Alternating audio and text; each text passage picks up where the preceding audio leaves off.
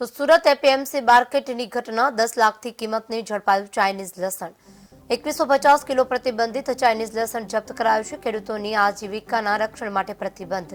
Chinese લસણનું કદ હોય છે નાનું, રંગ ઓછા સફેદ અથવા આછો પિંક કલર હોય છે। 2014 વર્ષથી ચાઇનીઝ લસણનું વેચાણ પર પ્રતિબંધ છે। શેખ કાંદા બટાકા અને સૂકા લસણના વેપારી, સુરત એપીએમસીના બોર્ડ ઓફ ડિરેક્ટર।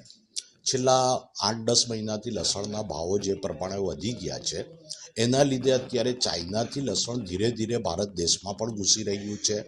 હવે એ પોર્ટ પરથી કાયદેસર પણ આવે છે અને ગેરકાયદેસર પણ આવે છે, પરંતુ આ લસણ સરકારશ્રીની ગાઈડલાઈન મુજબ એને સ્વાસ્થ્ય માટે હાનિકારક બતાવવામાં આવે છે અને ખરેખર એમાં જે રીતની દવા અને પેસ્ટિસાઇડનો ઉપયોગ થાય છે એટલે એ સ્વાસ્થ્ય માટે હાનિકારક જ છે।